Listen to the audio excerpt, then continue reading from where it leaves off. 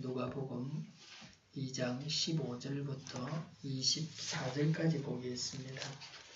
천사들이 목자들에게서 떠나 하늘로 올라간 뒤에 목자들이 서로 말하였다.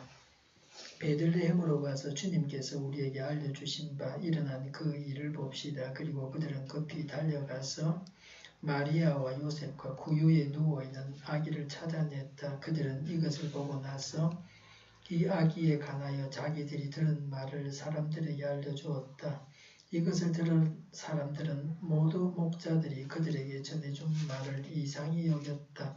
마리아는 이 모든 말을 고이 간직하고 마음속에 곰곰이 되새겼다. 목자들은 자기들이 듣고 본 모든 일이 자기들에게 일러주신 그대로임을 알고 돌아가면서 하나님께 영광을 돌리며 그를 찬미하였다. 여드레가 자서 아기에게 할례를 행할 때에 그 이름을 예수라고 하였다. 그것은 아기가 수태되기 전에 천사가 일러준 이름이다. 모세의 법대로 그들이 정결하게 되는 날이 차서 그들은 아기를 주님께 드리려고 예루살렘으로 데리고 올라갔다. 그것은 주님의 율법에 기록된 바 어머니의 태를 처음 여는 사내 아이마다 주님의 거룩한 사람으로 불릴 것이다 한 대로 한 것이요 또 주님의 율법에 이르신 바 산 비둘기 한 쌍이나 어린 집 비둘기 2마리를 드려야 한다 한 대로 희생 제물을 드리기 위한 것이었다. 아멘. 성경에 예수님이 탄생하신 기록은 있습니다. 그러나 며칠날 출생하셨는가 하는 기록은 없습니다. 12월 25일은 교회가 예수님께서 오신 날로 정해서 지키고 있습니다. 성탄절을 맞아서 예수님을 조금 더 알고 하나님께 조금 더 다가가야 합니다. 성탄절의 의미를 제대로 파악해야 합니다. 성탄절을 놀고 술 마시고 죄를 짓고 쾌락을 즐기는 날로 알고 있는 사람들이 있습니다. 우리가 성탄절을 제대로 지켜야 합니다. 하나님께서 기뻐하시는 성탄절이 되어야 합니다. 산타크로스만 있고 예수님은 없는 그런 성탄절이 되어서는 안 됩니다. 15절에 천사들이 목자들에게서 떠나 하늘로 올라간 뒤에 목자들이 서로 말하였다. 베들레헴으로 가서 주님께서 우리에게 알려주신 바 일어난 그 일을 봅시다 라고 했습니다. 목자들은 즉시로 지체하지 않고 달려갔습니다. 하나님의 말씀을 믿는 믿음을 가지고 이루어진 것을 보고자 했습니다. 하나님의 말씀을 우리의 생활 속에서 확인하고 체험해야 합니다. 하나님 말씀을 믿기 때문에 하나님의 지시와 인도를 따라서 확인하는 수고를 했던 것입니다. 12절에 너희는 한 아기가 포대기에 쌓여 구유에 뉘어 있는 것을 볼 터인데라고 하는 말을 따라서 그들은 아기를 보러 갔습니다. 하나님 말씀을 따라서 순종했습니다. 목자는 양을 지켜야 됩니다. 그러나 구세주 예수님을 보기 위해서 모든 것을 포기하고 달려갔습니다. 그래서 가장 먼저 그리스도를 보는 복을 받았습니다. 그러나 그리스도를 우리의 마음 중심에 영접하는 것은 이들 목자들보다 더 큰 복을 받은 것입니다. 성도는 하나님 말씀을 절대적으로 신뢰하는 믿음과 예수 그리스도가 우리의 삶에 가장 우선이 되는 그런 생활이 요구됩니다. 하나님의 뜻대로 살아가야 합니다. 구유가 뭐죠? 구유가 뭡니까? 아기 예수가 구유에 누워 계셨다 그랬는데 구유가 뭡니까? 말밥통입니다. 말이 밥 먹는 밥통에 아기 예수님이 누워 계셨습니다. 갓 태어난 아기가 말밥통에 누워 있다고 하는 것입니다. 일상적으로 볼 수 있는 흔한 일은 아닙니다. 이스라엘은 로마의 식민지였습니다. 소수의 사람들은 로마에 협조하면서 부를 누렸습니다. 그러나 예수님은 왕이나 부유한 가정에서 태어나지 아니하셨습니다. 예수님의 부모들은 그 당시 대부분의 사람들과 같이 가난하셨습니다. 가난이 대물림을 합니다. 부모가 가난하면 그 부모의 자녀들이 가난합니다. 예수님은 출생부터 이 세상을 떠나실 때까지 가난하셨습니다. 물론 예수님이 사시던 나사렛이 아니고 등록을 하기 위해서 베들레헴으로 가는 길이었기 때문에 그랬다고도 볼 수 있지만 가난했기 때문에 어디 사람이 사는 방에서 예수님이 태어나지 못하고 마구간에서 태어나셨습니다. 돈을 많이 가지고 있는 사람들은 돈을 가지고 편안하게 살아갈 수 있습니다. 재판을 받아도 변호사를 사서 자신을 충분히 변호할 수 있지만 돈이 없는 사람은 변호사를 사지 못하니까 변호도 제대로 하지 못합니다. 재판이 어떻게 되는지도 잘 알지도 못합니다. 살아가는 게 모든 게 불편한 삶을 살아가게 되어 있습니다. 서울까지 비행기를 타면 1시간 걸립니다. 무궁화 열차를 타면 5시간 이상 걸립니다. 시내버스를 타면 운전해서 가는 것보다 시간이 배나 걸립니다. 돈이 없으면 시간이 많이 걸립니다. 그 두리발인가 그거 타려고 하면요. 몇 시간씩 기다린다. 그죠? 얼마나 고생하는지 모릅니다. 알러리 죽는 게 차라리 낫습니다. 부자는 시설이 좋은 병원에서 아이를 출산합니다. 부자는 미국으로 원정 출산을 가기도 합니다. 그러나 가난한 사람은 열악한 곳에서 모친 마리아처럼 아기를 낳습니다. 요새는 아프리카 난민들이 피난 중에 산부인과 병원이 아닌 곳에서 아이를 낳기도 할 것입니다. 우리나라에서는 이 학생이 화장실에서 아이를 출산하는 일이 있습니다. 출산이 뭔지도 모르면서 아이를 가져가지고 아무에게 말도 못하고 혼자만 알고 있다가 출산하는 것입니다. 학생들에게 임신과 출산에 대해서 교육을 하고 알게 해야 합니다. 성관계를 가지면 어떻게 되고 임신을 하면 어떻게 되고 출산하면 어떻게 되고 그 이후에 어떻게 되는가를 분명하게 말해줄 필요가 있습니다. 선택은 자기가 하지만 말이죠. 인류 역사에 딱 한 번 구세주가 오시는데 마국간에서 출생을 하셨습니다. 이것이 하나님께서 하신 일입니다. 이런 면에서 하나님은 사람과는 완전히 다릅니다. 하나님께 가까이 가고 하나님을 아는 사람은 행복합니다. 우리가 하나님을 더 알아가야 합니다. 하나님을 아는 것이 신앙 성장입니다. 저도 싼 것을 좋아합니다. 제게는 일회용이 없습니다. 일회용도 몇 달이나 몇 년은 사용합니다. 돈이 있을 때까지 사용합니다. 면도기 같은 거 그렇게 하죠. 호텔에서 받은 일회용 칫솔, 면도기를 지금도 가지고 다니면서 사용하고 있습니다. 얼마 전에 태국 가서 칫솔이 부러져 가지고 아이고 한 개 가지고 다녀서는 안 되겠구나 싶어서 지금 제 가방에 2개나 들어 있습니다. 하나는 일회용입니다. 일회용 면도기가 좋은 점이 많습니다. 가볍습니다. 휴대하기 좋고요. 코 바로 밑에까지 수염을 잘 깎을 수가 있습니다. 비싼 거는 코 바로 밑에가 잘 깎이질 않아요.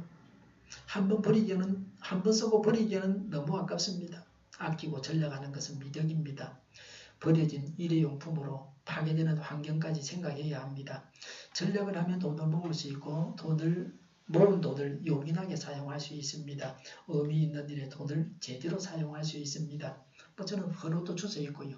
주워 입은 거로 끝나지 않고 블로그에 올려서 주워서 입고 있다고 또 자랑하고 다니고 그럽니다. 이해가 안 되는 사람은 어쩔 수가 없죠. 사는 방법도 있지만 주워가지고 입어도 얼마든지 상관없습니다. 예수님이 구유에 오셨는데 우리가 가난하게 사는 자체가 그렇게 부끄럽거나 그렇지 않습니다. 옛날에 정주영 돈 많은 분도 골프 치다가 쓸만한 물건이 있어서 주워서 쓰고 그랬다 그러는데요. 16절에 그리고 그들은 급히 달려가서 마리아와 요셉과 구유에 누워있는 아기를 찾아냈다고 했습니다. 오늘을 보면 끊임없이 탐색하여 찾았다고 했습니다. 목자들이 아기 예수님을 찾기 위해서 많은 노력을 했다는 것을 알 수 있습니다. 애써 찾는 자가 찾는 겁니다. 한번 찾아보고 안 된다고 안 찾고 그러면 못 찾습니다. 세상에는 쉬운 일만 있는 것이 아닙니다. 하나님의 뜻을 따라서 아기 예수님을 찾았지만 쉽게 찾지는 못했습니다. 하나님의 뜻대로 행할 때에도 어려움은 있습니다. 하나님의 일을 하다가 순교하는 자들도 있습니다. 아무리 하나님 말씀을 전해도 듣는 자들이 회개하지 않습니다. 오히려 핍박하고 죽입니다. 노력을 하고 애를 쓰는 것이 하나님의 뜻입니다. 우리가 수고하면서 살아가는 것이 하나님의 뜻입니다. 세상에 쉬운 일이 어디에 있습니까? 중요하고 꼭 필요한 것일수록 더 어렵다고 말할 수 있습니다. 공부해서 학위를 받으려고 합니까? 시험 준비한다고 또 레포트를 내기 위해서 밤을 새우면서 공부를 해야 됩니다. 제가 신학대학원 다닐 때도요. 새벽 5시까지 밤새 안 자고 레포트를 타이핑하고 그랬던 기억이 있습니다. 너무 시끄러우니까 좁은 집에 좁은 아파트에 방 하나 얻어가 새살이 하면서 계속 옛날 타작이 두드리 되니까 할머니가 잠을 좀 못 주무셔가지고 며느리 보내가 은행 다니는 며느리 보내가지고 대신 좀 쳐주겠다 그러는데 그게 대신 쳐줄 수 있는 게 아니에요. 제 머릿속에 들어있는데 어떻게 대신 칩니까? 머리만 좋다고 공부가 되는 게 아닙니다. 박사학위를 받으려 그러면요.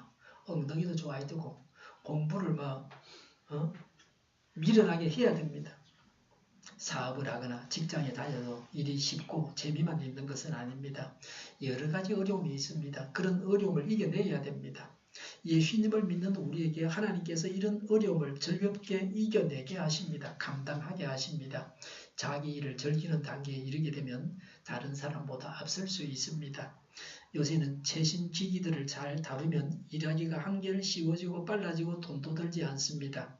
스마트폰을 잘 사용하기만 해도 많은 일들을 잘 처리할 수 있습니다. 세상에서 뒤처지는 사람이 아니라 세상의 흐름을 파악하고 제대로 오늘을 살아가야 합니다.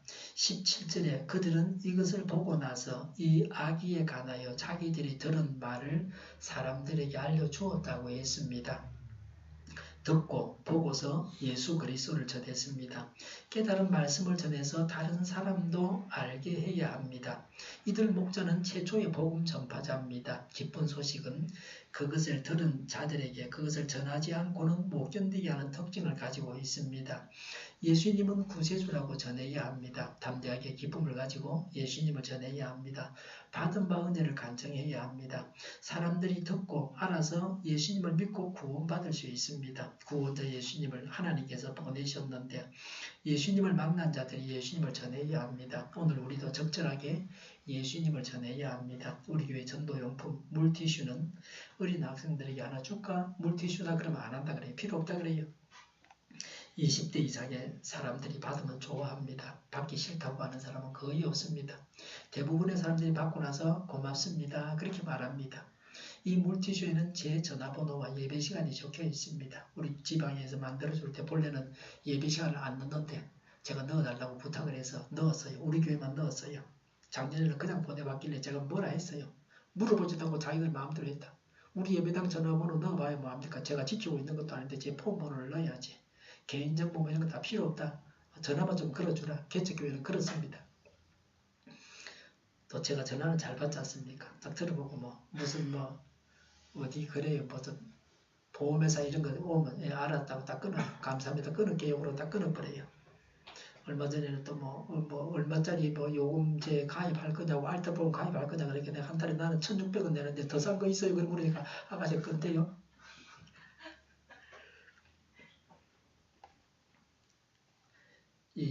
우리 물티슈를 받아들고 교회로 나오는 분들이 있기를 기도하고 바랍니다. 지방에서 2박스를 보내줬는데 저는 이 물티슈 한 장도 사용하지 않았습니다. 작년도 마찬가지고요. 전도하는 데만 사용하고 있습니다. 물티슈를 드리면서 교회 나오라고 하면 그걸 보고 교회 나오는 분이 있을 것입니다. 제가 한 개 더 넣으라 그러면 제 네이버 블로그나 그걸 넣어가지고 설교 동영상을 보게 해야 되는데 하는 생각이 듭니다. 요새는 설교 동영상을 유튜브에 올리고 있습니다. 구독자 등록을 해주면 좋습니다. 네이버 블로그에 올릴 때마다 조회수가 더 많이 나오고 있습니다. 아침 기도의 설교는 혼자서 녹화할 때도 종종 있습니다. 아침 기도에는 몇 시에 하는가 아십니까? 아는 사람이 거의 없을 거예요. 우리 집에서도 거의 제 혼자만 알고 있으니까요. 5시 반하고 8시 반입니다. 아침 기도하고 나서 다시 자면 간이 나빠집니다. 그게 습관이 되면 안 됩니다. 낮잠을 자려면 오후에 자야 됩니다. 해가 뜬 다음에 아침 기도회를 한다고 부끄러워할 필요가 없습니다. 요새는 심야에 꼭 해야 될 중요한 일도 있습니다. 야간 근무하는 사람도 있고요. 늦게 잤으면 늦게 일어나야 되죠. 8시 반에 오셔도 됩니다. 언제라도 말씀과 기도로 하나님께 나아가는 게 중요합니다. 우리가 할 수 있는 대로 모든 방법을 동원해서 예수님을 전해서 사람들을 구원해야 합니다. 말씀을 받은 사람들의 반응을 18절에 말합니다. 이것을 들은 사람들은 모두 목자들이 그들에게 전해준 말을 이상히 여겼다 그랬습니다. 보통 일은 아닙니다. 일상적으로 있는 일이 아닙니다. 또 완전히 이해할 수도 없었습니다. 그래서 이상하게 여겼습니다. 초자연적이고 신적인 것에 대해서 외경 새로운 감동을 느꼈을 것입니다. 적그리스도는 이런 특이하고 신비한 일이 자기에게도 일어났다고 합니다. 그래서 자기가 그리스도라고 말합니다. 그런 가짜에 속아서는 안 됩니다. 지금도 영국은 예수만 구세주라고 하면 국가법으로 종교차별금지법으로 처벌합니다. 그러니까 더 이상 기독교 국가가 아닙니다. 우상숭배를 강조하는 나라입니다. 다른 신이 있다고 인정을 해야 됩니다. 또 다른 천국 가는 길이 있다고 인정을 해야 됩니다. 사람이 하나님을 어떻게 다 알겠습니까? 19절에 마리아는 이 모든 말을 고이 간직하고 마음속에 곰곰이 되새겼다라고 했습니다. 모친 마리아는 다른 사람들과 다른 반응을 보였습니다. 하나님의 말씀을 미리 들었기 때문입니다. 요셉이 꿈 이야기를 하자 창세기 37장 11절에 그 아버지 야곱이 그 말을 마음에 두었다고 했던 것과 같습니다. 이런 마음은 부모의 사랑으로 자기 자녀에 대해서 가지는 기대입니다. 또 모친 마리아는 하나님의 은혜와 계시를 따라서 아기 예수님을 양육했습니다. 자녀를 양육할 때에 내 자녀가 무슨 일을 해야 하나님께서 주신 사명을 다 감당할 것인가를 깊이 마음에 새기면서 자녀를 키워야 합니다. 그래서 자녀가 하나님께서 맡기신 일을 다 하도록 해야 됩니다. 각 사람이 하나님께서 맡기신 일을 다 해야 합니다. 사람마다 하나님께서 맡기신 일이 다 있습니다. 에드워드 영은 말하기를 찬양은 기도보다 더 거룩하다. 기도는 우리에게를 하늘로 향하게 하지만 찬양은 이미 그곳에 있다고 했습니다. 20절에 목자들은 자기들이 듣고 본 모든 일들이 자기들에게 일러주신 그대로 임을 알고 돌아가면서 하나님께 영광을 돌리며 그를 찬미하였다고 했습니다. 목자들은 천사가 전해준 바가 사실임을 친히 보고 인류를 향하신 하나님의 깊으신 사랑과 은혜에 대해서 영광을 돌리면서 찬송하며 돌아갔습니다. 그들은 구주가 태어난 열악한 환경에 실망하거나 위축되지 않았습니다. 아무리 그래도 구세주가 마국간에서 태어날 수가 있으라고 하면서 불신하지 않았습니다. 많은 사람들이 이런저런 이유를 대면서 예수님 믿기를 거절합니다. 사람의 논리가 타당한 것처럼 보이기도 할 것입니다. 믿지 않는 사람에게 많은 이유가 있을 수 있습니다. 그러나 믿는 사람에게는 믿을 이유가 분명합니다. 하나님께서 믿음을 주시기 때문에 어떤 경우에도 믿는 것입니다. 하나님께 영광을 돌리며 하나님을 찬양함으로 마무리를 지었습니다. 성도가 하는 모든 일들은 다 하나님께 영광을 돌리며 하나님을 찬양하는 것으로 끝이 나야 합니다. 보통은 하나님의 특별한 은총을 받으면 교만해지기 쉽습니다. 영적 교만을 버려야 됩니다. 은총에 감사하고 하나님을 찬송하기보다는 나를 높이고 남을 낮추고 결국은 하나님까지 낮춥니다. 그래서 하나님의 영광을 가로채고 죄를 짓고 지옥길로 가는 것입니다. 은혜를 받을수록 낮아지고 하나님을 높여야 합니다. 주신 은혜로 인해서 스스로 교만하지 말고 하나님을 높여야 됩니다. 그래서 하나님과 두터운 관계, 남과도 긴밀한 관계를 맺고 더 큰 은혜를 받도록 해야 합니다. 어떤 처지에서도 하나님께 영광과 찬송을 돌려야 합니다. 그것이 천국길로 가는 백성이 꼭 기억해야 할 일입니다. 하나님을 찬양하면 하나님께서 기뻐하시고 하나님의 기적이 나타납니다. 기뻐하면서 찬양하고 찬양하면서 기뻐하게 됩니다. 예수님께서 할례를 받으셨습니다. 21절에 보니까 여드레가 차서 아기에게 할례를 행할 때에 라고 했습니다. 창세기 17장 6절부터 8절과 11절에 보면 하나님께서 가나안 땅과 무수한 자손을 주신다고 약속을 하셨습니다. 아브라함에게 이 약속을 믿는다는 표시로 하나님은 아브라함에게 할례를 아브라함은 물론이고 그 집에 있는 모든 사람들이 자손 대대로 받으라고 그렇게 명령하셨습니다. 하나님께서 아브라함에게 할례를 받으라고 명하실 때에 아브라함 나이가 99세였습니다. 이스마엘은 13살이었습니다. 그래서 창세기 17장 24절에 아브라함은 99세에 할례를 받았습니다. 창세기 17장 25절에 이스마엘은 13세에 할례를 받았습니다. 창세기 17장 21절에 보면 하나님은 내년에 사라가 이삭을 낳아줄 것이라고 하셨습니다. 창세기 21장 4절에 이삭은 8일 만에 할례를 받았습니다. 창세기 17장 12절에 할례는 종들까지 외국에서 사온 종까지 다 받아야 한다고 하셨습니다. 여자는 아닙니다. 남자만입니다. 또 난지 8일 만에 받아야 한다고 하셨습니다. 이 말씀대로 8일 만에 할례를 받은 최초의 사람이 아브라함의 아들 이삭입니다. 하나님께서 이삭에게 맞추어서 할례를 받으라고 명령하셨습니다. 이삭이 아브라함을 잇는 상속자가 되게 하셨습니다. 하나님 명령, 할례에 대한 명령을 온전히 준수한 사람은 이삭이 첫 번째입니다. 생후 8일 만에 받아야 되는데 이삭은 99세에 받았으니까 그때 받는 겁니다. 예수님은 생후 8일에 할례를 받으셨습니다. 모세의 율법과 백성의 관례를 따라서 할례를 받으셨습니다. 예수님께서 할례를 받으신 이유는 두 가지입니다. 저도 그렇고 여러분들이 그 할례는 아니지만 그 포경수술 하지 않습니까? 그게 바로 할례입니다. 종교적으로 행하는 포경수술이 할례입니다. 예수님께서 할례를 받으신 이유가 두 가지인데, 첫 번째는 여자의 몸에서 육체로 태어났기 때문입니다. 두 번째는 율법 아래서 난 유대인이기 때문입니다. 유대인들은 율법을 지켜야 되고 할례를 받아야 됩니다. 할례를 받았다는 것은 율법에 매여 있다는 의미이기도 합니다. 예수님은 유대인으로 율법을 지켰지만 이방인인 우리는 율법에 매이지 않게 하셨습니다. 예수님을 믿는 이방인은 할례를 받지 않아도 천국 백성이 되게 하셨습니다. 예수님만 믿으면 그 믿음으로 구원받고 천국 가는 것입니다. 예수님의 이름을 지었습니다. 21절에 그 이름을 예수라고 하였다. 그것은 아기가 수태되기 전에 천사가 일러준 이름이다 라고 했습니다. 유대 아이들에게 이름을 지어주는 것은 부모가 합니다. 예수님의 이름은 이미 지어져 있었습니다. 그 이름이 천사에 의해서 알려졌습니다. 하나님께서 친히 아버지가 되신다는 것입니다. 예수님은 하나님이십니다. 하나님께서 이름을 정해주셨습니다. 세례 요한의 이름을 정해주신 것과 같습니다. 예수라는 이름의 뜻은 자기 백성을 저희 죄에서 구원할 자입니다. 예수님은 우리를 구원하시는 분이십니다. 우리는 예수님을 따라서 사람들을 구원하는 일에 일꾼으로 선택된 자들입니다. 구원이 가장 중요한 일입니다. 다른 일들은 중요하지 않습니다. 예수님께서 이 세상에 오신 것은 인류를 구원하기 위해서입니다. 성탄절, 예수님께서 오신 절기는 구원하는 절기입니다. 하나님의 구원을 기억하면서 안 믿는 자들을 구원하는 계절이 되어야 합니다. 하나님께서 우리에게 주신 가장 좋은 선물은 예수님입니다. 그 다음은 성령님이십니다. 예수 믿고 성령 세례를 받아야 됩니다. 천사가 일러준 대로 예수라고 이름을 지었습니다. 순종했습니다. 우리도 하나님께 순종해야 합니다. 예수님은 그 이름대로 사시고 그 이름대로 구원하셨습니다. 하나님께서 맡겨주신 일들을 다 이루셨습니다. 우리도 우리에게 하나님께서 맡겨주신 일들을 다 이루어야 합니다. 아기 예수님의 정결 예식에 대해서 22절에 말합니다. 모세의 법대로 그들이 정결하게 되는 날이 차서 그들은 아기를 주님께 드리려고 예루살렘으로 데리고 올라갔다 그랬습니다. 레위기 12장 1절부터 8절에 율법에는 산모가 누구든지 부정한 자로 규정하고 있습니다. 정결하게 되는 날은 아기를 낳음으로 부정하게 된 산모들이 정결 의식을 행하는 날입니다. 아기를 낳으면 남자아이를 낳으면 40일 동안, 여자아이를 낳으면 80일 동안 외출 및 성전 예배를 일체 금지시켰습니다. 부정하다고 하면서.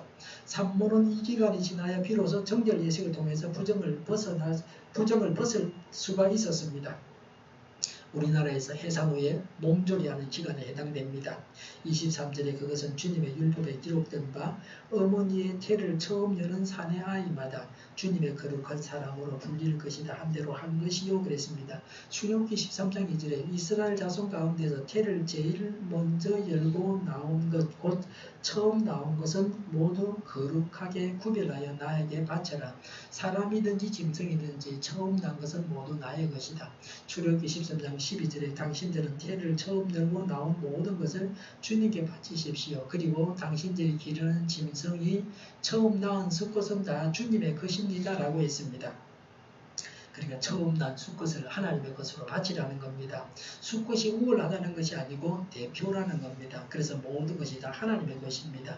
처음 태어난 아들이 하나님의 것입니다. 이스라엘에서 난 모든 장자는 하나님께 바치도록 규정하고 있습니다. 이것은 이스라엘이 출이집트 할 때에 장자 재앙으로부터 구원받은 것을 기념하기 위함입니다. 그런데 이스라엘의 모든 장자를 위하여 레위 지파 전체가 대신 거룩하게 구별되어졌습니다. 장자의 수가 레위 지파의 수보다 더 많았습니다. 그래서 많은 만큼 한 사람당 생명을 속하는 속전을 5세겔씩 바치고 예물을 드려서 자신이 봉헌되었다 하는 것을 상징적으로 표시했습니다. 이렇게 예수님도 요셉과 마리아의 장자로서 하나님께 드려졌습니다. 하나님께 바쳐야 하는 것은 11조와 첫 것입니다. 첫 번째 것은 하나님의 것으로 하나님께 바쳐야 됩니다. 자녀도 첫 번째 아들은 하나님께 바쳤습니다. 정결 예식 때 드리는 제사를 24절에 말합니다. 또 주님의 율법에 이른바 산비둘기 한 쌍이나 어린 쥐부들기 2마리를 드려야 한다 한 대로 희생 제물을 드리기 위한 것이었다라고 그랬습니다. 비둘기는 마리아의 정결 예식에 사용될 예물입니다. 레위기 12장 6절부터 8절에 보면 속죄제는 부정을 제거하기 위한 제사입니다. 비둘기 1마리를 바쳤습니다. 번제는 출산에 대한 감사와 헌신의 표시였습니다. 양 1마리를 바쳤습니다. 그런데 가난한 사람은 비둘기를 대신 바쳤습니다. 요셉과 마리아가 비둘기 2마리를 드리려고 했다 하는 것은 번제로 바칠 양 대신에 비둘기를 바쳤다 하는 것입니다. 요셉과 마리아는 매우 가난했습니다. 예수님은 매우 궁핍한 가정에서 태어나셨습니다. 예수님은 가난한 자들의 고통을 다 경험하셨습니다. 예수님은 이 세상에서 평생을 가난하게 사셨습니다. 가난한 사람은 예수님과 가까이 있는 자입니다. 사회적 신분이 비천하다고 가난하다고 시리에 빠져 있어서는 안 됩니다. 가난하면 천국도 못 가는 것처럼 생각하면 안 됩니다. 예수님처럼 가난하게 살면 됩니다. 가난하다고 해서 멸시하거나 천대하거나 차별하거나 무시해서는 안 됩니다. 그런 일은 하나님 앞에 죄가 됩니다. 최근에 기사를 보면 머리가 좋다고 해서 돈을 많이 버는 것은 아니라고 합니다. 머리가 좋은 사람도 가난할 수 있습니다. 신약 성경에서는 하나님의 사람들이 가난한 경우도 많이 있습니다. 이런 면에서 구약과는 좀 다릅니다. 세례 요한, 바울, 베드로 등 많은 사람들이 가난했습니다. 부유했던 자들도 예수님의 제자가 된 다음에는 돈을 벌려고 사는 것이 아니라 예수님을 따라서 가난한 삶을 살았습니다. 요셉은 부잣집, 요한은 부잣집 아들이지만 예수님의 제자가 된 다음에는 부유하게 돈을 쫓으며 살지는 아니했습니다. 바울도 자신이 소유한 것을 가지고 부유하게 하는 것이 아니라 예수님을 전하는데 자신이 소유한 부를 사용했습니다. 돈을 얻기 위해서 죄를 지어서는 안 됩니다. 돈만 벌려고 해서는 안 됩니다. 가난한 것을 부끄러워하지 않아도 됩니다. 성경에 나오는 가난한 분들을 보면서 우리도 가난하지만 천국길을 갈 수 있습니다. 하나님께서 재물을 많이 주셔서 부자가 되어도 그 부를 하나님께서 기뻐하시는 일에 사용하고 검소하게 사는 것이 좋습니다. 돈으로 천국 가는 것은 아닙니다. 믿음으로 순종하고 하나님께 영광을 돌리고 하나님을 찬양해야 합니다. 할례와 정결례는 죄 가운데 사는 인간을 정결케 하기 위해서 피 뿌려 희생제사를 드리는 의식입니다. 예수님은 무죄하셔서 이런 의식은 예수님에게는 필요가 없었습니다. 그러나 예수님은 우리를 구원하기 위해서 율법 아래에서 나시고 율법이 요구하는 바를 다 이루셨습니다. 무죄하신 예수님께서 우리를 구원하기 위해서 율법의 멍에를 메고 사셨습니다. 이런 예수님을 묵상하면서 죄를 멀리해야 합니다. 예수님께서 우리를 구원하셨듯이 우리도 다른 사람들을 구원하는 일에 헌신해야 합니다. 순종하고 성결한 자가 되고 하나님을 찬양하고 구원해야 되겠습니다. 기도하겠습니다. 말씀을 따라서 순종하고 성결한 자가 되고 또 하나님을 찬양하고 구원하는 저희가 되게 하여 주시옵소서. 너희가 내 이름으로 무엇을 구하든지 내가 행하리니 이는 아버지로 하여금 아들로 말미암아 영광을 받으시게 하려 함이라. 무한한 사랑의 제물로 독생자를 허락해 주신 하나님 아버지, 지난 한 주간을 사는 동안 필요한 모든 것을 골고루 채워주신 은혜를 감사드립니다. 어린 양 예수 그리스도의 탄생하신 성탄절을 맞아 기쁨과 감사로 준비한 예물을 받아 주시옵소서. 들어지는 손길을 기억하사 생활 속에서 날마다 기쁨이 충만하게 하여 주시옵소서. 하늘의 신령한 은혜를 날마다 체험하고 땅에 기름지는 은총으로 풍성한 열매를 거두게 하시옵소서. 오늘도 하나님 앞에 작은 정성을 드립니다. 우리 하나님께서 받아 주시옵소서. 11조를 드린 손길이 있습니다. 하나님의 사랑과 은혜를 더하여 주시옵소서. 이 세상을 살아가는데 꼭 필요한 돈이 라는 사실을 알게 하여 주시옵소서. 감사의 예물을 드린 종들이 있습니다. 감사할 수 있는 상황에서 감사할 수 있도록 하심을 찬송합니다. 저희가 풍족하지 못하여도 우리 하나님께서는 다 아시는 줄 믿습니다. 더 많이 감사할 수 있도록 풍성함으로 채워주시옵소서. 아름다운 찬양으로 하나님을 찬양합니다. 저희들에게 주신 마음과 정성과 모든 생각까지도 하나님께 드립니다. 하나님께서 받아주시옵소서. 우리의 생명이 하나님의 손안에 있음을 고백하는 물질이 되게 하옵소서. 성도들이 어디서 무엇을 하든지 예수님의 사랑을 전하게 하시고 주위의 사람들로 칭찬과 사랑을 받게 하시옵소서. 교회를 통해서 사용되는 예물이 오직 하나님의 영광을 위해서 사용되시게 하여 주시옵소서. 우리 동료들과 만군을 기하게 하여 주시옵소서. 우리의 필요를 채우시고 문제를 해결하시며 우리의 질병을 고쳐주시옵소서. 이 나라의 민족을 불쌍히 여겨 주시옵소서. 하나님 기뻐하시는 그런 나라가 되게 하여 주시옵소서. 좋으신 하나님을 찬양합니다. 예수님의 이름으로 이름으로 기도하옵나이다. 아멘. 찬송가 269장을 다 같이 하도록 하겠습니다. 269장입니다. 269장